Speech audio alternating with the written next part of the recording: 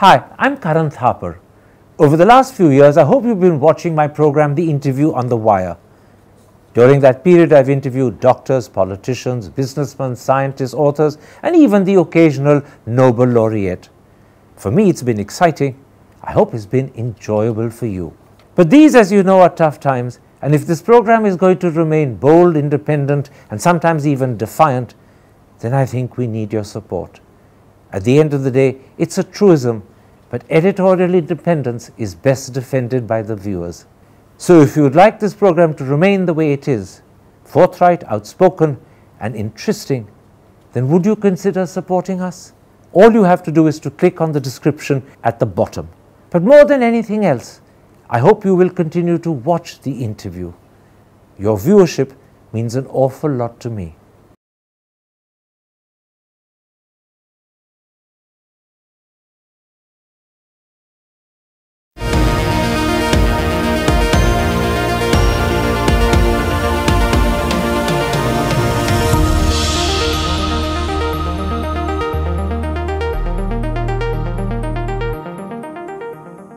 Hello and welcome to a special interview for The Wire. With hospitals nationwide conducting COVID drills today and tomorrow, and with at least 3 states declaring mask mandates, we ask, is the steady increase in COVID cases each day a worrying concern, or does it need to be seen in proper perspective? Joining me to answer that critical question is a person whose answer matters more than perhaps anyone else's. He's the head of Entagi. He's also the head of the government's COVID working group, Dr. N.K. Arora. Dr. Arora, on January the 31st, the daily increase in COVID cases was just 66. On Saturday, that's 2 days ago, it was 6,155. That's a 93 times increase in just over 9 weeks. Is this worrying? First of all, the simple answer is that we need not be worried. And the reason is that very close watch is kept on 3 or 4 dimensions. One is that, is hospitalization increasing? Is there an increase in death? 2. Number 3, are we is there a clustering of cases, or there is cases coming up in a defined geographical area? And 4th is, how is my surveillance going on, genomic surveillance as well as epidemiological surveillance? And finally, the 5th point you said is the system preparedness. And this system has done, as you are aware, the mock drill twice during last 4 months. First one was in December, when we had a kind of alarm from the Chinese side, and we were not aware what is happening. And now, today and tomorrow, we are having a nationwide mock drill to see our health system and clinical services systems are in place and are ready for any eventualities. So in all, I would say, we should not panic. We should not be kind of too worried. The situation is under very close kind of observation, and we do not see any major difficulties in coming weeks. I'll pick up on some of the points you made in a moment's time, Dr. Arora, but let me first put to you a question that lay people are asking. At what point of daily increases will the situation become a matter of concern? I think people want to know because it gives them a sense of perspective. There are 2 issues. One is increase in the number of cases. But the more important issue at this point is that, is the proportion or the number of severe cases requiring hospitalization is increasing. So my concern is not absolute increase in the number of cases. My bigger concern is the number of increase in the hospitalization due to severe COVID infection. That's more important. Okay. So the increasing number is telling me that be prepared and be careful and look at for all these issues. But the important indicator and parameter at this time is the severity of cases requiring hospitalization. This brings me straight to the dominant variant, which is said to be XBB.1.16. More than 35% of genome sequencing done in March is of this variant. How confident are we, because this is the key of what you're saying, how confident are we that whilst this variant is more infectious than the original Omicron, it is not leading to greater severity of illness, greater hospitalization, or increased mortality? How confident are we of those last three? So let me take you to the genomic surveillance issue. From January end, we are finding that gradually there is an increase in the number of cases, and the proportion is because of a particular subvariant of Omicron, which is XBB. I'll not add tails on that at the moment. XBB. It is a recombinant virus, and which has come up as a result of two viruses kind of recombining. And so it's a recombinant virus. And overall, we see during last 4 to 5 weeks, 90% of all the isolates in the country are XBB, and which has various numbers, because there are these micro lineages of XBB also, XBB1, XBB2, XBB5, or 1.5, 1.12. It is now 1.16, and now there is some talk about 1.16.1. So these are kind of continuous mutation which is taking place, and we see that. In fact, during last 2-3 weeks, when we look at the data, it is almost 2/3 of all the isolates are XBB 1.16. So it is almost 2/3 of whatever isolates we are finding at the moment is this particular, due to this particular virus. But there are two things associated with that we are finding this virus in almost all parts of the country. It is in Maharashtra and Kerala, and in West Gujarat, it is in Delhi. We are finding in Calcutta, Kalyani. So all over the country, we are finding this virus, and there is no localized. And more or less, clinical behavior is very similar across the country. So there is no difference in that sense as well. And you're pretty confident that whilst it may be more infectious than the original Omicron, it's not leading anywhere in the country to serious illness, increased hospitalization, or mortality. That is true nationwide. Yes, that's correct. So I would like to clarify also here, one other thing is that in the dashboard figures and in the media, we see so many people died and they had COVID.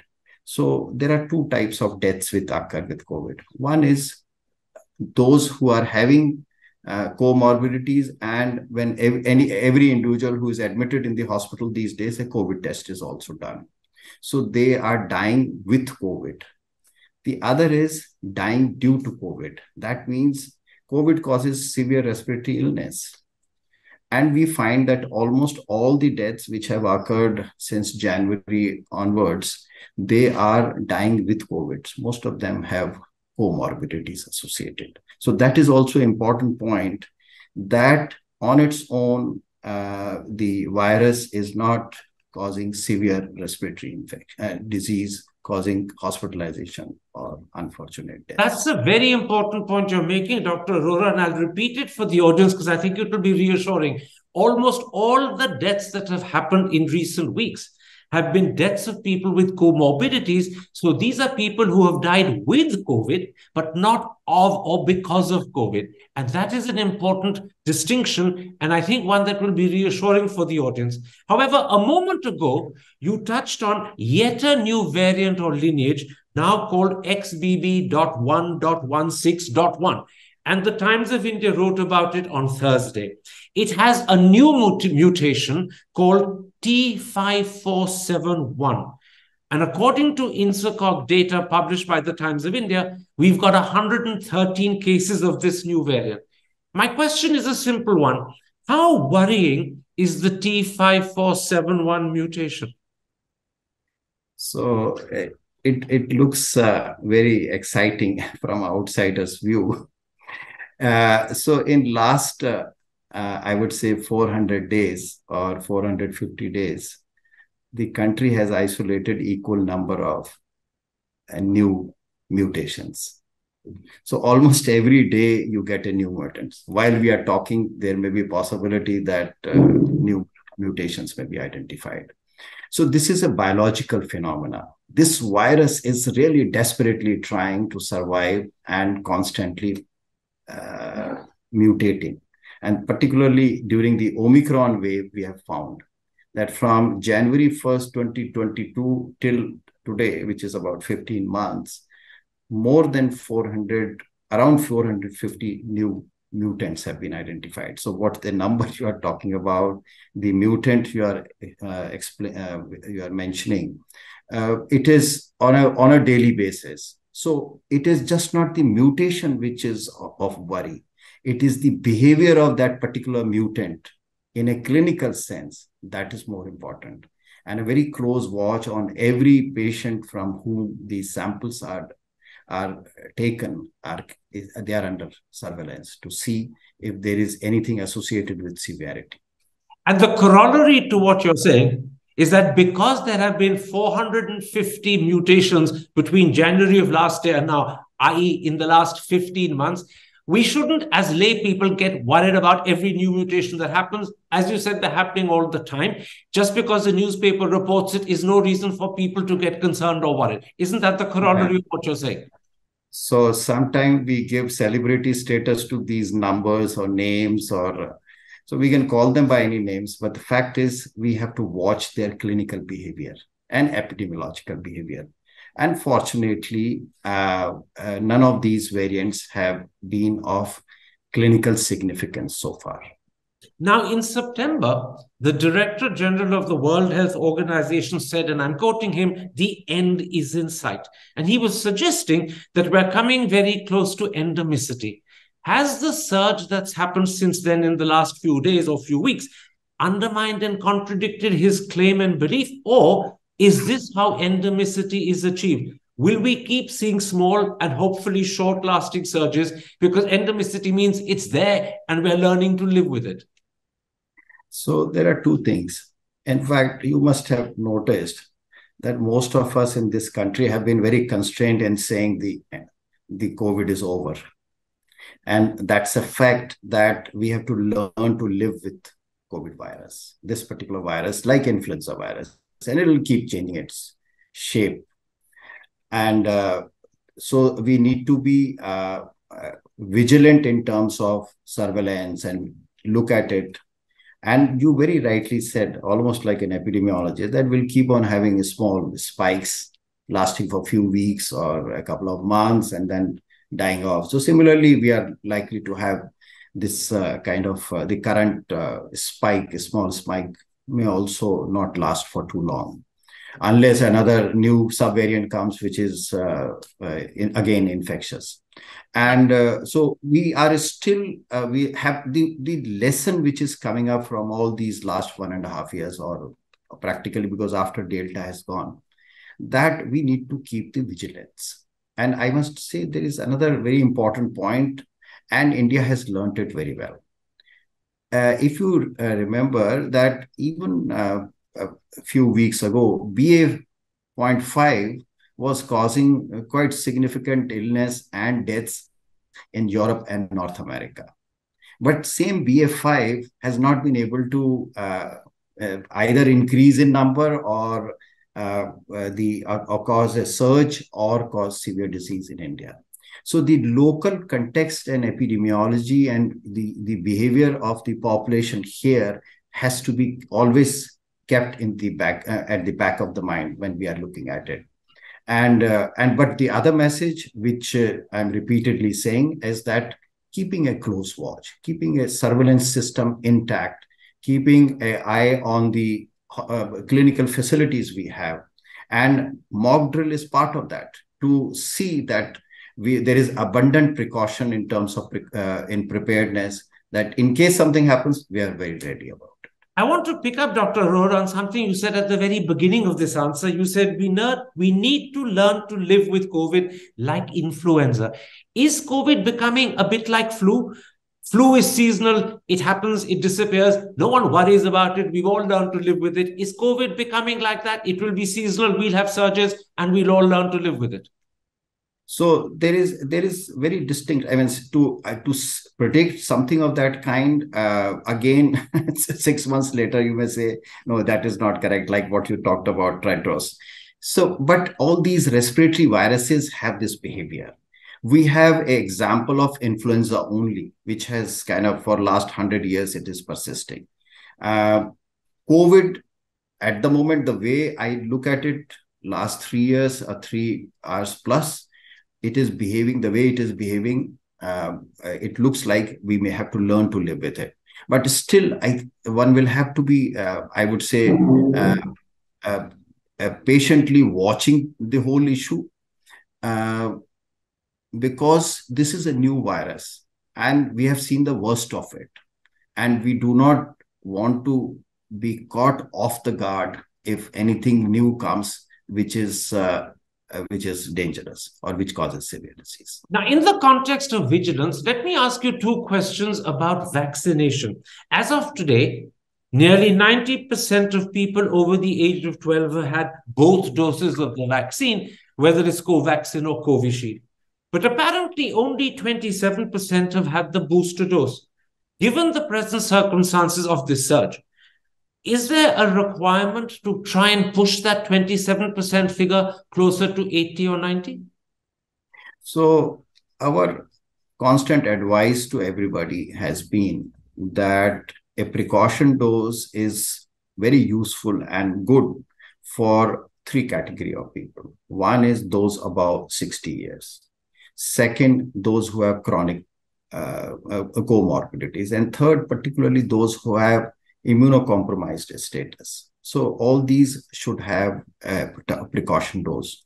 Unfortunately, we only have 28%, 27%, which you rightly said. In above 60, it is around 45%, if I remember the figures correctly. So there is a huge gap in the above 60 years also, and most of them have comorbidities at that age. The second point I would like to kind of communicate that this is a virus which is very different from the original Wuhan virus, and which is the basis of the currently available vaccines in the country. Two. Number three, from West, we have seen that boosters do not prevent infection. None of the so you keep on having breakthrough infections. Even those who had two boosters or three boosters in North America or Europe, there is plenty of literature that breakthrough infections occur. The protection, but severe disease is not seen. Here also, what we are seeing is that we are not seeing severe disease, even with whatever the current situation is there. And another information I'll give you, and that is that of the various patients who are found positive at the moment with this surge of XBB, is that the proportion of those with with a booster or without booster, or with a precaution dose or without a precaution dose, primary dose practically everybody has got, is more or less similar. It varies between 20 to 80% in different parts of the country. So whether you have had a precaution dose or you did not have a precaution dose is not able to prevent infection. But fortunately, because of very widespread primary dose coverage, as you rightly said, over 12 years, it is 90, over 18%, it is nearing 96 or 97%. And therefore, the severe disease is not there. Plus, I would give you another information. In children below 12 years, 92 to 94% children in different parts of the country have experienced a natural infection. Their blood samples show positivity. So all in all, there is good hybrid immunity, and whatever the immunity status is there, severe disease is less likely. Dr. Arora, clarify something for me. At the beginning of your answer, you said there were three categories of people for whom the booster dose, which we in India call the precautionary dose, is necessary. Those are people over 60, those are people with comorbidities, those are people who are immunocompromised. But then halfway through the answer, you said that the vaccines that we have are all based on the Wuhan strain, and the present one is very different. The first half of your answer suggests that those three categories of people should take a booster if they haven't had one. But the second half suggests that maybe it's not so important because the vaccines are based on the Wuhan strain and the present variant is very different. So people may get a bit confused when they remember both parts. Would you clarify that? Yeah, clarify. Yeah. So when we look at the data that based on the currently available vaccines for precaution dose, it provides protection against Omicron also. But the protection is not the antibody response, I would say, because antibody itself is just not reflective of the total protection the body has against the virus, is less as compared to Wuhan and Delta viruses. But whatever is available, those who are in these three categories, and they've still not had their precaution dose, it is advisable to have. Here, I would immediately add some good news also. As I understand that there are two vaccines, which is Omicron-specific vaccines, developed, and they are going to be coming up on the COVID very soon. One is mRNA-based. It's a monovalent, Omicron-based, and I'm given to understand we have to review the data, and that may be available very soon for common use. And the other is there is another protein subunit-based bivalent vaccine. I understand it is in the phase 3 trial, but that would be some time before it is available. But this monovalent Omicron-specific vaccine for precaution dose should be available very soon. Should people wait for one or other of these two Omicron-based vaccines, or should they take the booster if they haven't done it immediately? Which of the two? Yeah, so I would say, so last one and a half years, people have not gone in for boosters. They should take whatever is available. But as I'm saying, in coming weeks or months, as these new vaccines will be available, because there is a huge gap. We have just 27, 28%. And that does not cover most of the things. I would say not to get panic. Okay. And as and when whatever vaccine is available, get that as a precaution dose if you fit into these categories. And when the Omicron-specific vaccine is available, that will be desirable over the currently available boosters. Okay. All these boosters are heterologous boosters. That's very important. When the Omicron-specific vaccines are available, they would be desirable over the present boosters that are available. But you're also saying don't wait for the Omicron-specific vaccines. If you haven't had a booster, it's advisable, particularly if you're in those three critical categories, to take your booster now. Yeah. One last question, Dr. Arora. Many people keep hearing and reading that in the West, people have had a fourth dose, they've even had a fifth dose. I know that by law, they're not permitted in India. But should we think of giving a fourth dose to people who are particularly vulnerable? The elderly, the immunocompromised, people with comorbidities, those three critical categories that you identified. Should they be given a fourth dose? We have had discussion, not recently, but a few months ago on this issue, because the first precaution dose has been given long back in 22. So, our group does not feel that there is need for any fourth dose, because the experience from the West has shown that the additional boosters don't prevent infection.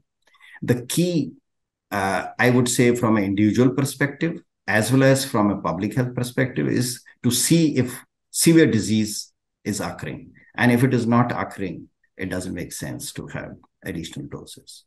Now, from the government point of view, I know you've already emphasized the need for surveillance, and I take it that also includes wastewater surveillance.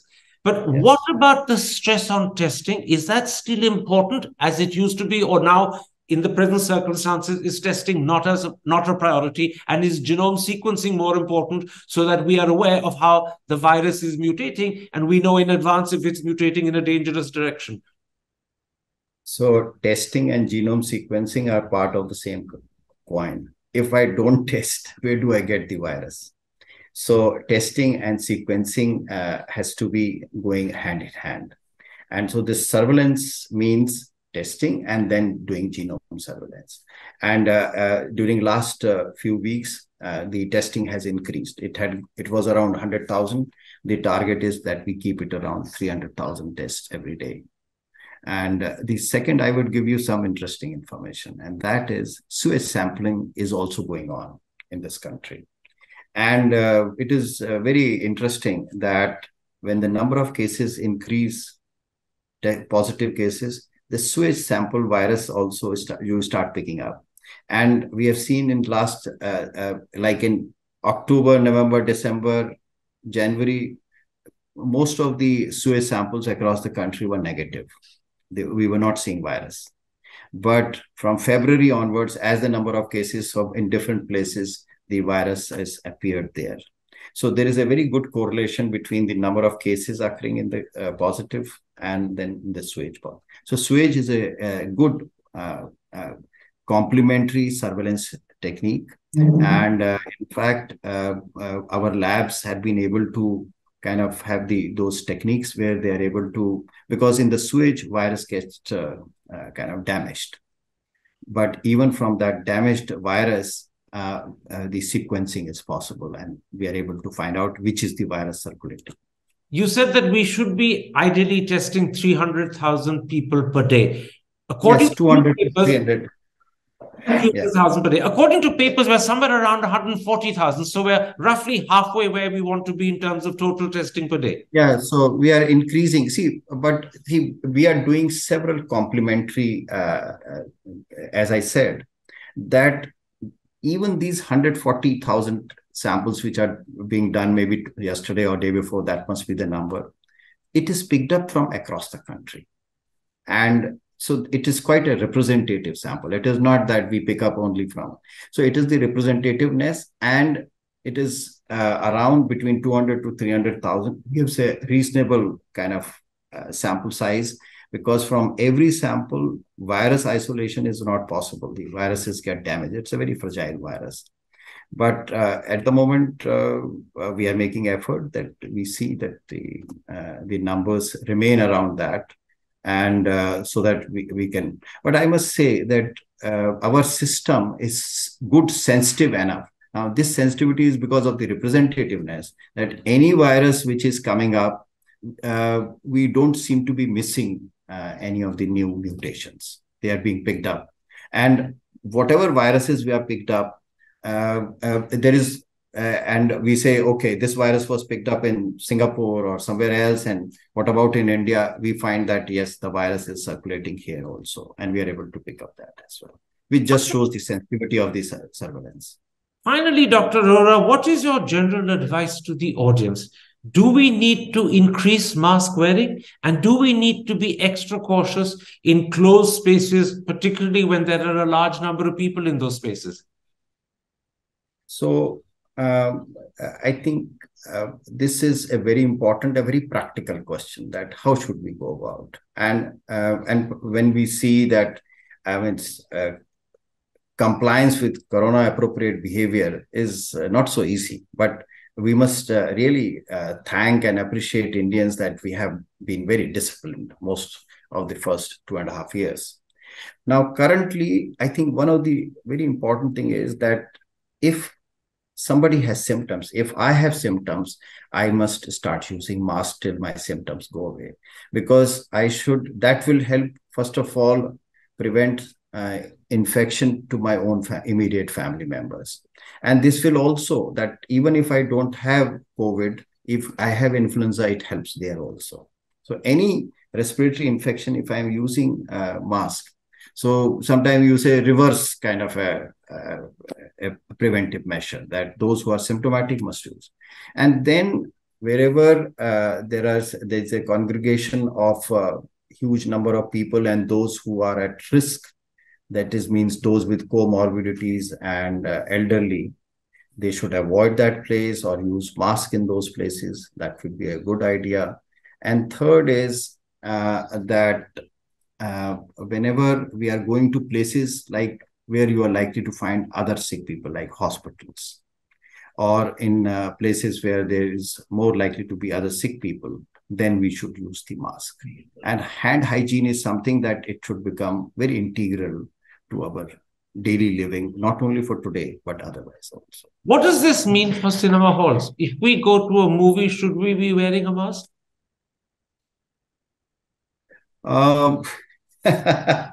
That's very interesting. I would, if I do not have any major comorbidity, I am not symptomatic. It is desirable to wear a mask in that. I would just stop at that. It is desirable. Okay, I think that's very clear. It is desirable to wear a mask, and obviously after that, we have to leave it to the judgment and good sense of every individual.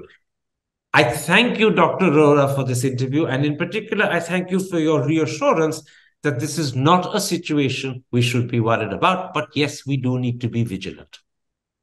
Thank you very much. Thank you for inviting me. Thank you very much. Hi, I'm Karan Thapar. Over the last few years, I hope you've been watching my program, The Interview on the Wire. During that period, I've interviewed doctors, politicians, businessmen, scientists, authors, and even the occasional Nobel laureate. For me, it's been exciting.